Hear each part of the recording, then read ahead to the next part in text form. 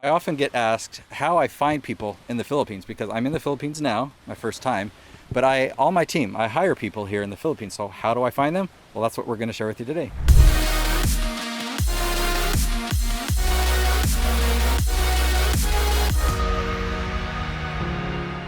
Okay, finding people in the Philippines is actually pretty amazing because of a tool, and I'm going to demonstrate the tool later in the video. It's virtualassistanttool.com, but it allows you to put in search criteria so you can filter out or filter down to the exact skill sets you're looking for.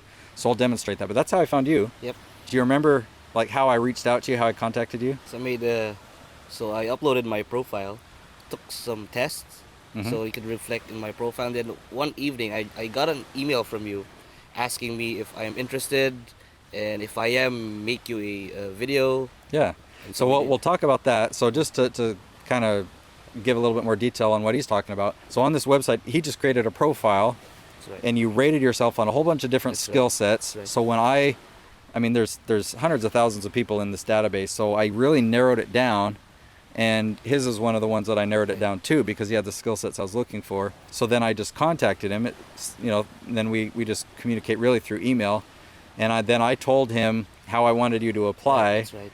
Was, hey, send me a video talking to your phone or your camera or whatnot, and answer some of these questions. Right. Was that intimidating? I was like, if this is what he needs, then okay. But obviously, yes, it was. So it's a filter that I've used to basically see, well, people do uncomfortable things. Right. Are they willing to, and for some right. people who've never uploaded a video to YouTube or sent a large That was file my like first that. time, actually. So I'm like, can they do challenging things? For some people, they've done it all the time, but in your case, it was intimidating, it was challenging, and you did it, Yep. and you did a good job. Thank you. I really, and I'm on the other side of the planet, and so being able to get a video like that, it lets me see personality and stuff, kind of as if we were meeting in person. Right, It really right. helped. But yeah, you stood out among all the other applicants. Thank you. So you've been working with me for 4 years. 4 years. I keep juggling all the different team members because literally this was 5 years, right? So let's talk about that tool. And if somebody's in the Philippines that wants to work for Americans or maybe Australians or something, how do they create a profile?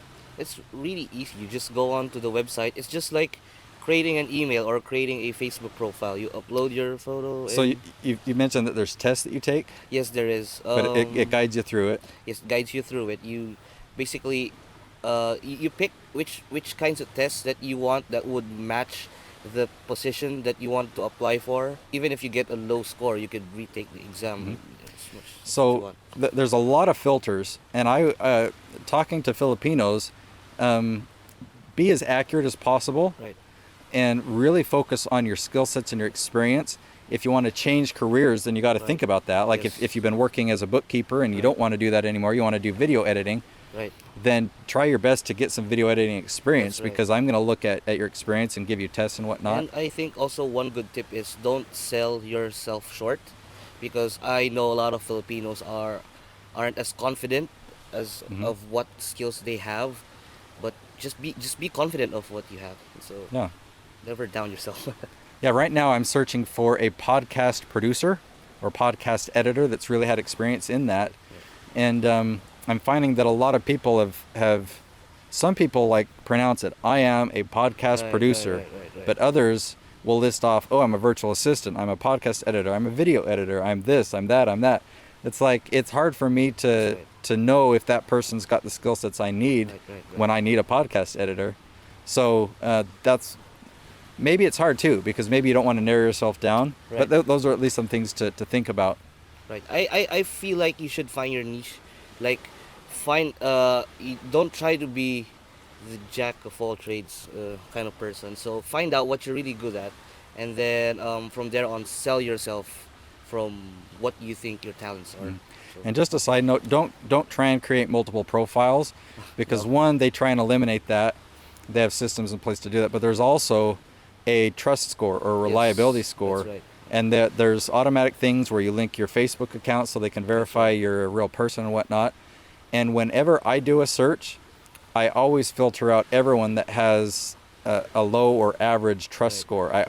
I only look at those that have a high trust score. Yeah.